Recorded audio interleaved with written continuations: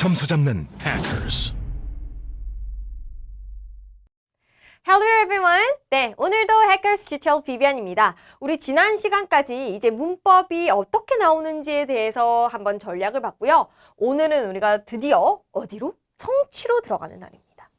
자, 수업을 시작하기 앞서서요. 우리가 G체프 파트가 총 크게 세 가지로 나눠진다고 했어요. 우리가 listening이 있고, grammar이 있고, 그 다음 reading이 있는데 이 reading section 안에 이제 vocabulary, 어휘까지 같이 들어간다라고 말씀드렸는데 아마도 여러분들이 앞으로 공부하시면서 가장 어렵게 느껴지는 파트가 청취가 될 겁니다. 왜냐면 grammar랑 reading은 여러분들이 어떤 다른 공부를 하실 때 한 번쯤은 조금 그래도 해보셨던 파트인데 우리가 listening 같은 경우에는 따로 시간을 내서 공부하는 파트가 좀 아니다 보니까 가장 어렵게 느껴질 파트이고요. 따라서 아마도 grammar reading보다 점수가 제일 안 오르는 파트가 될 겁니다. 그래서 아마도 G체프를 공부할 때 가장 고민이 뭐예요? 하면은 거의 대부분 청취라고 말씀을 하실 겁니다.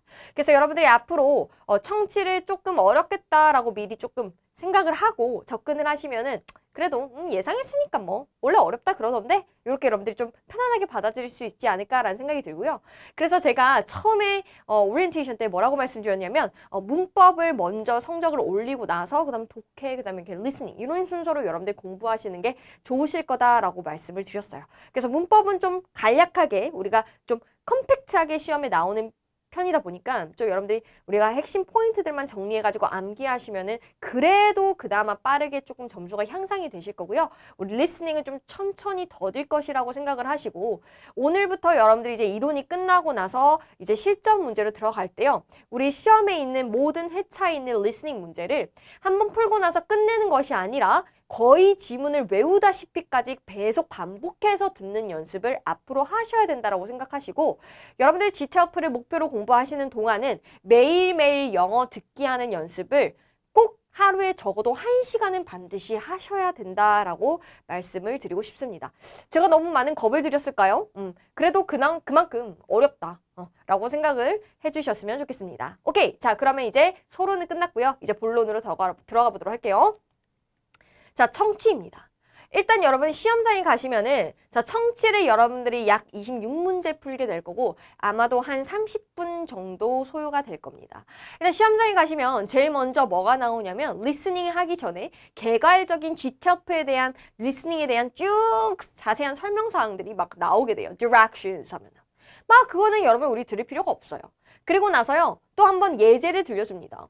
우리는 항상 이미 다 공부를 하고 그 시험장에 가는데 예제를 또 들려주죠. 그래서 example 하면서 뭐 시험 문제가 예를 들어 나와요. 그거는 성적에 포함되지 않는 거니까 거기도 안 들으셔도 돼요. 그리고는 여러분들 실제 시험이 이제 이루어질 건데요. 실제 시험 문제만 여러분들이 direction과 뭐 example 예시 문제가 나올 때 그거 안 보시고 실제 시험 문제로 넘어가셔가지고 쭉 한번 훑어보는 연습을 꼭 해보셔야 되고요. 그리고 우리 G체프 문제는 총 파트가 4개로 나눠져 있습니다. 제가 지금 여기 4개의 파트라고 나눠져 있죠? 그럼 각 파트가 어떻게 이루어지냐면 총 1명 혹은 2명의 대화를 듣고 여러분들이 문제를 푸시는 방식인데요. 근데 얘는 다른 시험보다요. 지문의 길이가 좀 상당합니다.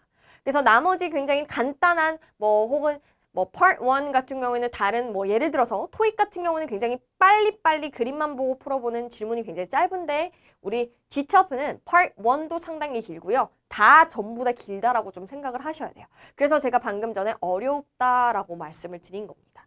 그러면 약 한 파트당 6개에서 7개의 문제가 출제가 된다라고 생각을 하시면 되고요. 그래서 총 26문제를 여러분들이 약 30분이라는 시간 동안 푸시게 될 겁니다. 자, 그럼 Part 1은 뭐가 나오냐면 두 사람이 하는 대화가 나옵니다. Part 3도 똑같이 두 사람이 하는 대화가 나옵니다. 그 다음 Part 1, Part 3는 2명이 나오지만 Part 2와 Part 4는 각각 1명이 혼자서 말을 하는 형식을 취하게 됩니다. 그리고 우리 시험 문제는요. 총 사지선다형 4개 중에 하나를 골라주는데요.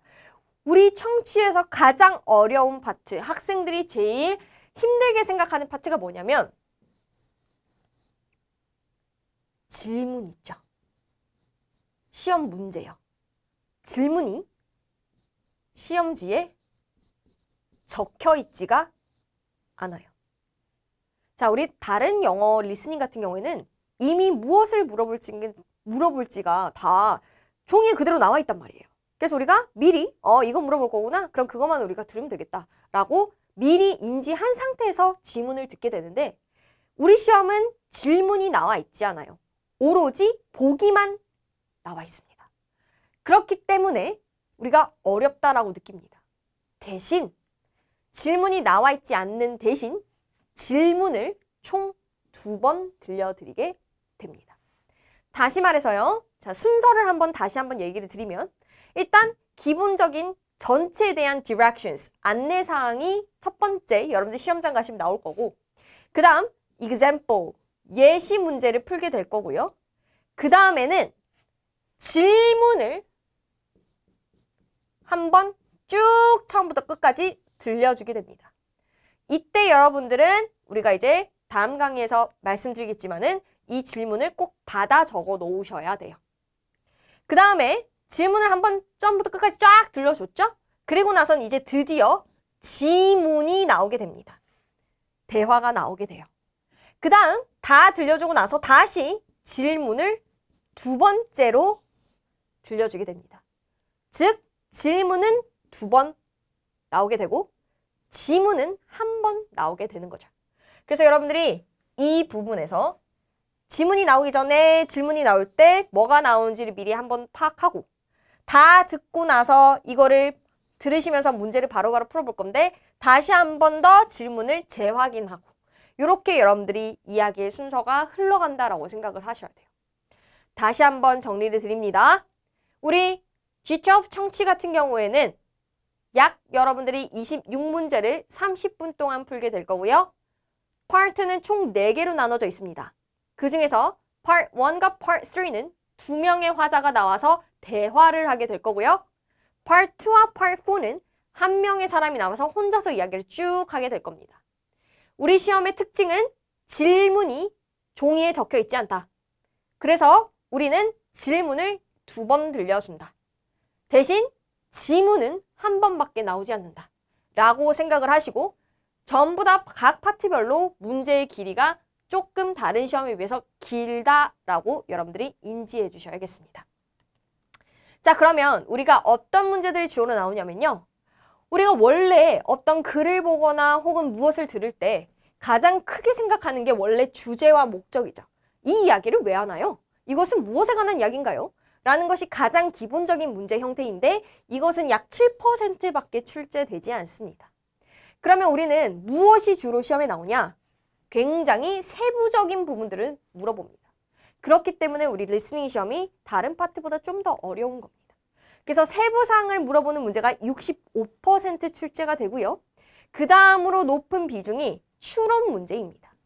추론 문제는 약 22% 출제가 되는데요.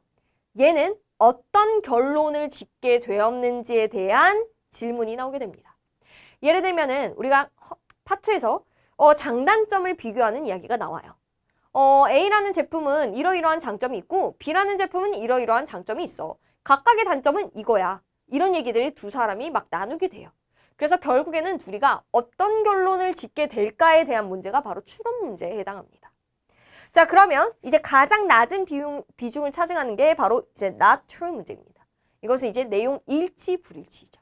언급한 것으로 맞은 것은, 언급하지 않은 것은 이런 것들이 나오게 되고요. 얘는 약 6% 정도 출제가 된다.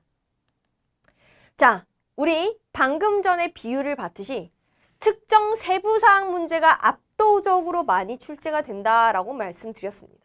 그래서 주제나 목적은 당연히 전반적으로 나온 이야기에 대한 이야기를 묻는 거고 우리 특정 세부사항은 여러분들이 어디에 주목하셔가지고 들으셔야 되냐면 지금 여러분 집중하셔야 됩니다.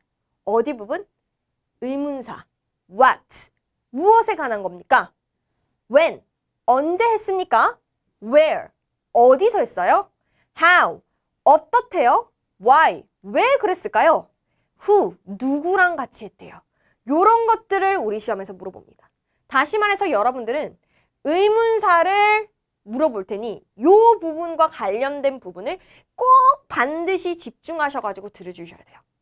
그래서 이런 의문사와 관련된 것이 항상 시험에 나오더라 라고 생각을 하시고 요렇게 이 부분이 나오는 부분을 집중적으로 들어주셔야 된다.